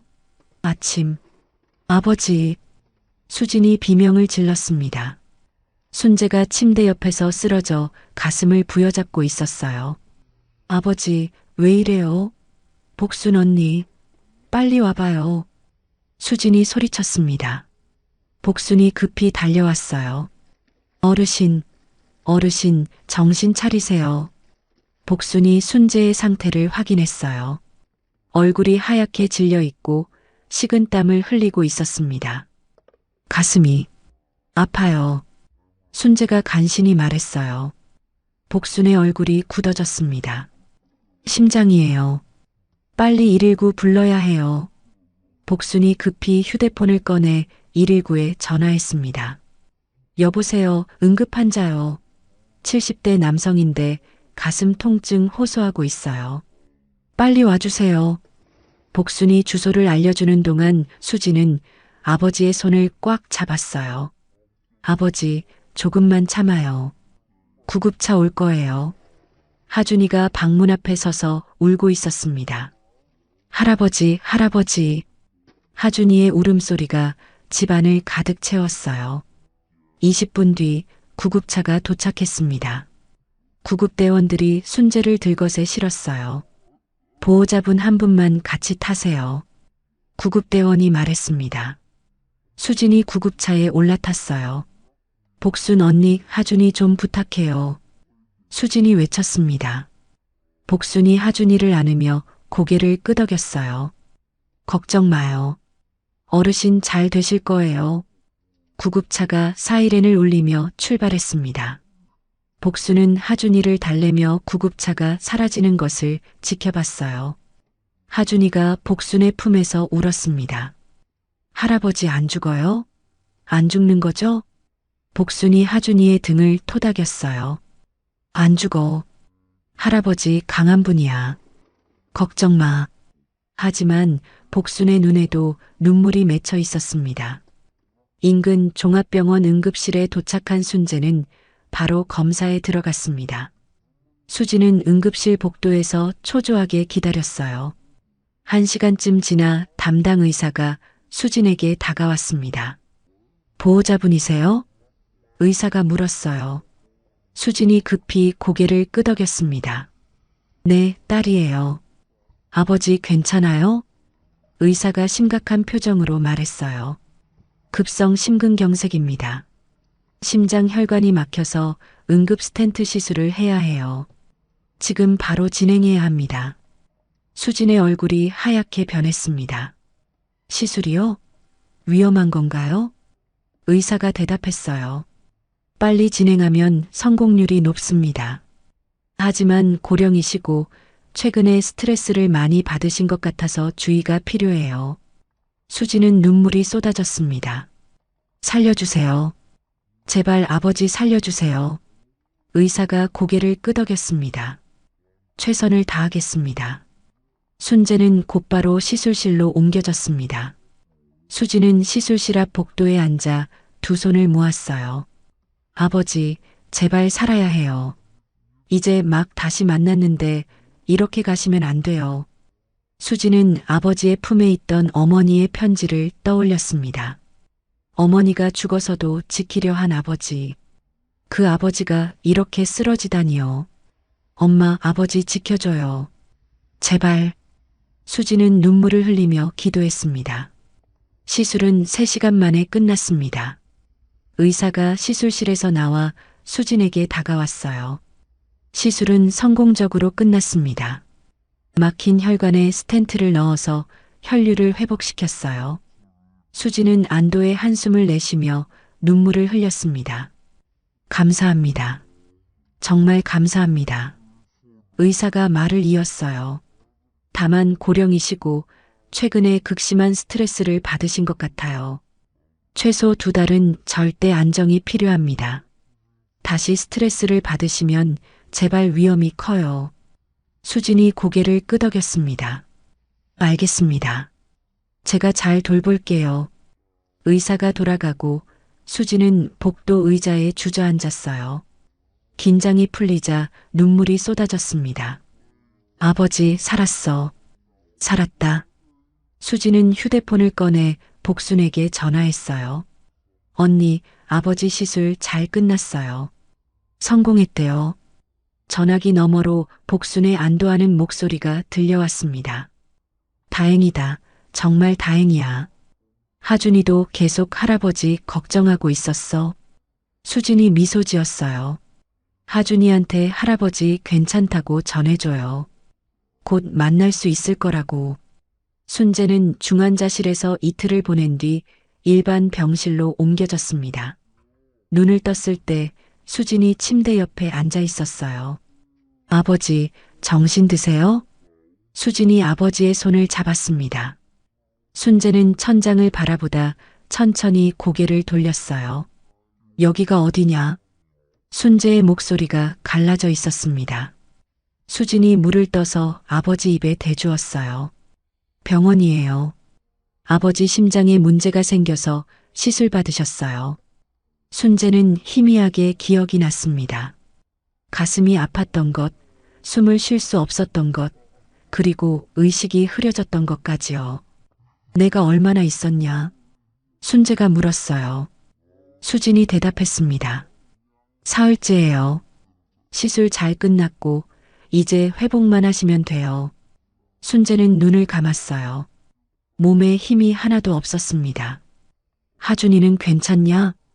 순재가 물었어요. 수진이 고개를 끄덕였습니다. 네, 복순 언니가 잘 돌봐주고 계세요. 할아버지 빨리 나으라고 매일 기도한대요. 순재의 입가에 희미한 미소가 떠올랐어요. 그 녀석 참. 순재가 입원한 지 일주일이 지났습니다. 병실 문이 열리고 오만석이 들어왔어요. 순재 씨, 좋은 소식이요. 오만석이 서류 봉투를 들고 있었습니다. 순재가 고개를 들어 오만석을 바라봤어요. 필적 감정 결과가 나왔소. 차용증에 있는 서명이 순재 씨 필체가 아니라고 나왔소. 순재의 눈이 커졌습니다. 정말이요? 오만석이 고개를 끄덕이며 서류를 펼쳤어요. 전문 감정사가 확인한 거요. 서명은 위조된 거고 도장도 복제품이라는 감정 결과가 나왔소. 순재는 안도의 한숨을 내쉬었습니다. 그러면 그 빚은 안 갚아도 되는 거요? 오만석이 고개를 끄덕였어요. 그렇소. 그리고 사채업자들은 위조 사문서 행사랑 공갈 미수 혐의로 수사받게 될 거요. 순재는 천장을 바라보며 중얼거렸어요. 영자야, 또 한 곱이 넘겼어. 수진이 아버지의 손을 잡았습니다. 아버지, 이제 정말 다 끝났어요. 편하게 회복만 하세요. 순재는 딸의 손을 꽉 쥐었어요. 그래, 이제 건강만 챙기면 되겠구나. 이번 2주째 되는 날, 형사 박재훈이 병실을 찾아왔습니다. 순재는 침대에 앉아 형사를 맞이했어요. 어르신, 검찰 조사 결과를 알려드리러 왔습니다. 형사의 표정이 진지했어요. 순재가 고개를 끄덕였습니다. 말씀하시오. 형사가 입을 열었어요. 정민 씨가 검찰 조사에서 모두 자백했습니다. 순재는 숨을 멈췄어요. 3년 전 어머니 고영자 씨 건도 본인이 했다고 인정했습니다. 당시 어머니 차량 뒤를 따라가다가 일부러 추돌해서 중앙선을 넘게 했다고요. 순재의 눈에서 눈물이 흘러내렸습니다. 아내가 어떻게 죽었는지 이제야 알게 된 거예요. 이번 건도 자백했습니다. 수면제를 약에 섞어서 버스에서 재운 뒤 산길에서 사고를 위장할 계획이었다고요. 형사가 말을 이었어요. 보험금 15억이 동기였습니다. 도박 빚 갚으려고 아버지까지 죽이려 한 거예요. 순재는 이를 악물었습니다. 친아들이 돈 때문에 부모를 죽이다니. 며느리 한미영 씨도 공범으로 자백했습니다. 3년 전건에서 알리바이를 만들어줬고 이번 건도 같이 계획했어요. 형사가 서류를 정리하며 말했어요. 어르신 어머니가 남기신 녹음 파일이 결정적 증거가 됐습니다. 그 증거가 없었으면 자백을 받기 어려웠을 거예요. 순재는 품에서 아내의 편지를 꺼냈습니다. 떨리는 손으로 편지를 펼쳐보았어요. 영자야, 네가 남긴 증거가 결국 해냈어. 당신이 우리를 살린 거야. 순재의 눈에서 눈물이 주르륵 흘러내렸습니다. 수진도 옆에서 함께 울었어요. 2달간의 입원 생활 끝에 순재는 퇴원했습니다. 수진과 하준이가 병원 앞에서 순재를 맞이했어요. 할아버지, 하준이가 순재에게 달려왔습니다. 순재는 손주를 꼭 껴안았어요. 하준아, 할아버지 다 나았어. 하준이가 울먹이며 말했어요. 할아버지, 많이 보고 싶었어요. 빨리 나으세요. 계속 기도했어요. 순재가 손주의 머리를 쓰다듬었습니다. 그래, 내 기도 덕분에 할아버지가 나았어. 수진이 아버지 옆에 다가왔어요. 아버지, 재판 날짜가 잡혔어요. 다음 주에요. 순재가 고개를 끄덕였습니다. 그래, 마지막까지 직접 봐야지. 재판 당일 순재는 지팡이를 짚고 법정에 입장했습니다. 수진, 하준이, 복순, 오만석이 함께였어요. 피고인석에 정민과 미영이 앉아 있었습니다. 두 사람 모두 고개를 숙이고 있었어요. 순재는 3년 만에 아들의 얼굴을 마주했습니다. 정민은 아버지의 눈을 마주보지 못하고 고개를 더 숙였어요. 재판이 진행되었습니다. 검사가 증거들을 제시하고 정민과 미영의 자백 내용을 읽어내려갔어요. 재판 막바지 재판장이 순재에게 물었습니다. 피해자 측에서 의견 진술이 있으십니까? 순재가 자리에서 천천히 일어났어요. 지팡이를 짚고 앞으로 걸어나갔습니다. 재판장님, 아내가 남긴 마지막 편지가 있습니다. 재판장에서 열어보라고 했습니다. 읽어도 되겠습니까? 재판장이 고개를 끄덕였어요.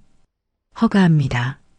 순재는 품에서 3번째 편지 봉투를 꺼냈습니다.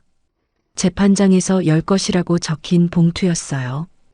떨리는 손으로 봉투를 열고 편지를 펼쳤습니다. 순재는 아내의 글씨를 읽기 시작했어요. 정민아, 첫마디에 법정이 조용해졌습니다. 네가 이 편지를 듣고 있다면 넌 이미 법정에 서 있겠지. 순재의 목소리가 떨렸습니다. 엄마를 죽인 죗값을 치르렴. 네가 왜 그렇게 됐는지 엄마는 아직도 모르겠어. 돈이 그렇게 중요했니? 법정 안이 숙연해졌어요. 하지만 엄마는 너를 낳은 것을 후회하진 않아. 네가 처음 태어났을 때 얼마나 예뻤는지 아니. 그때로 돌아갈 수 있다면 좋겠다. 순재의 눈에서 눈물이 흘러내렸습니다. 다음 생에는 착하게 살아라. 그게 엄마의 마지막 바람이야. 편지 낭독이 끝나자 법정 안에 탄식이 흘러나왔어요. 정민은 고개를 떨구고 어깨를 들썩였습니다. 울고 있었어요. 미영도 얼굴을 손으로 가리고 울었습니다. 순재는 아들을 바라봤어요. 정민아. 순재가 낮은 목소리로 불렀습니다. 정민이 고개를 들어 아버지를 바라봤어요. 내 엄마가 죽어서도 널 용서했어. 하지만 나는 아직 모르겠다. 그래도 이것만은 기억해라. 내 엄마는 끝까지 너를 사랑했어. 순재는 그 말을 남기고 자리로 돌아왔습니다. 잠시 후 재판장이 판결을 선고했어요. 피고인 이정민에게 무기징역을 선고합니다. 법정에 탄식이 흘러나왔습니다. 피고인 한미영에게 징역 20년을 선고합니다. 판결이 끝나고 정민과 미영이 법정을 빠져나갔어요. 정민은 끌려가면서도 아버지를 한번 돌아봤습니다. 순재는 아들의 눈을 마주했어요. 그 눈에 무엇이 담겨 있는지는 알 수 없었습니다. 법정을 나서며 순재는 하늘을 올려다봤어요. 영자야, 당신 한 풀었어. 이제 편히 쉬어. 순재의 눈에서 눈물이 흘러내렸습니다. 수진이 아버지의 팔을 잡았어요. 아버지, 이제 정말 끝났어요. 순재가 고개를 끄덕였습니다. 그래, 끝났다. 법원 밖에서 복순과 오만석이 기다리고 있었어요. 하준이가 할아버지에게 달려왔습니다. 할아버지, 다 끝났어요? 순재가 손주를 안아 올렸어요. 응, 다 끝났어. 이제 우리 행복하게 살자. 하준이가 할아버지 목을 꼭 껴안았습니다. 순재는 품에 있는 아내의 편지를 만졌어요. 영자가 남긴 3통의 편지. 그 편지들이 가족을 살렸습니다. 영자야, 고마워. 당신 덕분이야. 순재는 하늘을 향해 조용히 말했습니다. 재판이 끝나고 한 달이 지났습니다. 법원에서 하준이의 후견인 지정 결과가 나왔어요. 고모 이수진 씨를 미성년자 이하준의 후견인으로 지정합니다. 법원의 결정에 수진은 눈물을 흘렸습니다. 이제 하준이는 법적으로도 수진의 가족이 된 거예요. 순재는 손주의 머리를 쓰다듬었어요. 하준아, 이제 고모랑 할아버지랑 같이 사는 거야. 좋지? 하준이가 환하게 웃었습니다. 네, 할아버지. 저 진짜 좋아요. 하준이의 표정이 한 달 전과는 완전히 달랐어요. 어둡고 불안하던 얼굴에 생기가 돌았습니다. 수진이 하준이를 안으며 말했어요. 하준아, 고모가 잘 돌볼게. 걱정 마. 하준이가 고모의 품에 안기며 대답했습니다. 고모, 고마워요. 수진은 부산에서 운영하던 식당을 정리하기로 결정했습니다. 아버지와 조카 곁에 있고 싶었어요. 아버지, 저 부산 식당 정리하고 이쪽으로 이사 올게요. 수진이 말했어요. 순재가 손사래를 쳤습니다. 아니다. 네가 여기까지 올 필요 없어. 아버지가 부산으로 가면 되지. 수진이 고개를 저었어요. 아버지, 이 마을 사람들이 아버지 살려줬잖아요. 복순 언니도 계시고 오만석 어르신도 계시고 여기서 사는 게 아버지한테 좋을 것 같아요. 순재는 딸의 말에 잠시 생각했습니다. 맞는 말이었어요. 이 마을 사람들이 없었으면 순재는 벌써 세상을 떠났을 겁니다. 그래도 내 식당은 어떡하고? 순재가 걱정스럽게 물었어요.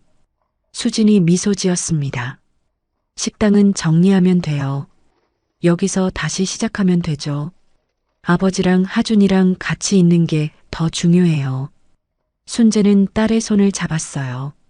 수진아, 고맙다. 아빠가 너한테 미안한 게 너무 많아. 수진이 고개를 저었습니다. 아버지, 그런 말 마세요. 이제 우리 셋이서 잘 살면 돼요. 보름 뒤 수진은 부산 식당을 정리하고 마을 근처에 작은 집을 구했습니다. 순재와 하준이, 수진이 함께 살 새 보금자리였어요. 이사하는 날 복순과 오만석이 도우러 왔습니다. 어르신, 짐은 제가 옮길게요. 가만히 계세요. 오만석이 박수를 들며 말했어요. 순재가 고개를 저었습니다. 아니요, 나도 도와야지. 가만히 있으면 몸이 더 굳소. 순재가 작은 박스를 들어 올렸어요. 복순이 웃으며 말했습니다. 어르신, 건강해지셨네요. 예전보다 얼굴색이 훨씬 좋아요. 순재가 미소 지었어요. 복순 씨 덕분이요. 그동안 밥도 해주시고 걱정도 해주시고 어떻게 감사해야 할지 모르겠소. 복순이 손을 저었습니다. 무슨요? 저도 어르신 덕분에 외롭지 않았어요. 혼자 살다 보니 적적했는데 어르신 가족이 오시고 나서 마을이 활기차졌거든요. 새 집에 짐을 다 옮기고 저녁이 되었습니다. 수진이 집들이 음식을 준비했어요. 작은 밥상에 순재, 수진, 하준이, 복순, 오만석이 둘러앉았습니다. 자, 우리 어르신 새 출발 축하해서 건배해요. 복순이 물컵을 들어 올렸어요. 다들 컵을 들었습니다. 건배. 컵이 부딪히는 소리가 울렸어요. 순재는 주위를 둘러보며 미소 지었습니다. 이렇게 다 같이 밥 먹는 게 얼마만인지 모르겠소. 순재가 말했어요. 수진이 아버지에게 국을 떠주며 말했습니다. 아버지, 앞으로 매일 같이 먹어요. 우리 가족이잖아요. 하준이가 고개를 끄덕였어요. 맞아요. 우리 가족이에요. 순재는 손주의 말에 눈시울이 붉어졌습니다. 그래, 우리 가족이지. 순재가 하준이의 머리를 쓰다듬었어요.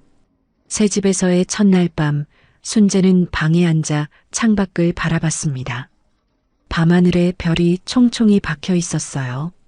순재는 품에서 아내의 편지 3통을 꺼냈습니다. 영자야, 우리 이사했소. 작은 집인데 따뜻하오. 순재가 편지에 말을 건넸어요. 수진이가 식당 정리하고 여기로 왔소. 하준이도 우리랑 살게 됐고, 당신이 보면 좋아했을 텐데. 순재의 눈에 눈물이 맺혔습니다. 미안하오. 내가 진작 당신 말을 믿었으면 당신도 살릴 수 있었을 텐데. 그게 평생 한이 될 것 같소? 순재가 편지를 가슴에 품었어요. 그래도 당신이 남긴 편지 덕분에 나랑 하준이는 살았소. 당신은 죽어서도 우리를 지켰어. 고마워, 영자야. 순재는 한참 동안 편지를 바라봤습니다. 다음 날 아침 순재는 거실 한쪽에 아내 영자의 영정 사진을 모셨어요. 그리고 영정 사진 옆에 편지 3통을 액자에 넣어 나란히 걸어뒀습니다. 수진이 물었어요. 아버지, 편지를 왜 다 걸어두셨어요? 순재가 대답했습니다. 엄마가 죽어서도 우리를 지켜줬어. 이 편지들이 없었으면 우리 다 죽었다. 항상 곁에 두고 싶어서 그랬어. 수진이 고개를 끄덕이며 눈물을 훔쳤어요. 엄마가 대단하신 것 같아요. 자기가 죽을 걸 알면서도 증거를 모으고 3년 뒤에 편지가 오게 준비해 두시고. 순재가 영정 사진을 바라봤습니다. 그래, 내 엄마는 대단한 사람이야. 나는 그런 사람이랑 40년을 살았어. 하준이가 다가와 영정 사진을 올려다 봤어요. 할아버지, 이분이 할머니예요? 순재가 고개를 끄덕였습니다. 그래, 내 할머니야. 하준아, 할머니가 너를 많이 사랑했어. 하준이가 영정 사진을 향해 고개를 숙였어요. 할머니, 안녕하세요. 저 하준이에요. 할아버지 잘 지켜줘서 고마워요. 순재는 손주의 모습을 보며 미소 지었습니다. 시간이 흘러 1년이 지났습니다. 하준이는 새 학교에 적응하며 밝은 표정을 되찾았어요. 매일 아침 할아버지 손을 잡고 등교하는 것이 일상이 되었습니다. 할아버지, 다녀올게요. 하준이가 교문 앞에서 손을 흔들었어요. 순재가 손을 흔들어 주었습니다. 그래, 공부 열심히 해. 하준이가 씩씩하게 학교로 들어갔어요. 순재는 손주의 뒷모습을 지켜보며 미소 지었습니다. 하준이가 완전히 안으로 들어간 뒤에야 순재는 발걸음을 돌렸어요. 오늘은 마을 경로당에서 특별한 일정이 있었습니다. 마을 경로당에 어르신들이 모여 앉아 있었어요. 순재가 앞에 서서 자신의 경험담을 들려주는 시간이었습니다. 여러분, 저는 작년에 친아들한테 목숨을 잃을 뻔했습니다. 순재의 말에 경로당 어르신들이 귀를 기울였어요. 아들이 제 보험금을 노리고 저를 죽이려 했습니다. 여행을 가자고 꼬드겨서 산길에서 사고를 낼 계획이었어요. 어르신들 사이에서 탄식이 흘러나왔습니다. 다행히 손주가 저를 살려줬습니다. 9살짜리 아이가 아빠의 계획을 알아채고 저한테 도망치라고 귓속말을 해줬어요. 순재가 잠시 말을 멈췄어요. 그리고 3년 전에 먼저 세상을 떠난 제 아내가 증거를 남겨뒀습니다. 아내는 자기가 죽을 것을 알고 미리 녹음 파일이랑 편지를 준비해뒀어요. 어르신들이 고개를 끄덕였습니다. 여러분, 가족이라고 다 믿으면 안 됩니다. 특히 돈 문제는 조심하셔야 해요. 순재가 어르신들을 둘러봤습니다. 보험 가입할 때 꼭 내용을 확인하세요. 수익자가 누구로 되어 있는지, 얼마짜리인지 모르고 사인하시면 안 됩니다. 순재의 목소리가 단단해졌어요. 그리고 이상한 점이 있으면 기록으로 남겨두세요. 편지든 녹음이든 그게 나중에 가족을 살릴 수 있습니다. 제 아내가 그랬던 것처럼요. 순재가 말을 마치자 경로당에 박수 소리가 울려 퍼졌습니다. 강연이 끝나고 순재가 경로당을 나서려는데 문 앞에 익숙한 얼굴들이 서 있었어요. 수진, 하준이, 복순, 오만석이었습니다. 아버지, 강연 잘하셨어요. 수진이 웃으며 말했어요. 순재가 눈을 동그랗게 떴습니다. 너희들 언제 왔어? 하준이가 할아버지에게 달려왔어요. 할아버지, 저 끝까지 다 들었어요. 할아버지 멋있었어요. 순재가 손주를 안으며 웃었습니다. 그래, 할아버지가 멋있었어? 하준이가 고개를 끄덕였어요. 네, 진짜 멋있었어요. 저도 할아버지처럼 용감한 사람 될 거예요. 순재는 손주의 머리를 쓰다듬었어요. 그래, 하준이는 이미 용감해. 네가 없었으면 할아버지는 살아있지도 못했을 거야. 복순이 다가와 말했어요. 어르신, 오늘 저녁은 제가 살게요. 우리 집에서 다 같이 먹어요. 오만석도 고개를 끄덕였습니다. 그래요. 오늘은 순재 씨 강연 성공 기념으로 한턱 내야지. 순재가 손사래를 쳤어요. 아이고, 그냥 경험담 얘기한 건데 뭘 그래요? 수진이 아버지의 팔을 잡았습니다. 아버지, 그냥 받으세요. 오늘은 아버지가 주인공이에요. 5명은 함께 웃으며 복순의 집을 향해 걸어갔습니다. 저녁 노을이 마을을 붉게 물들이고 있었어요.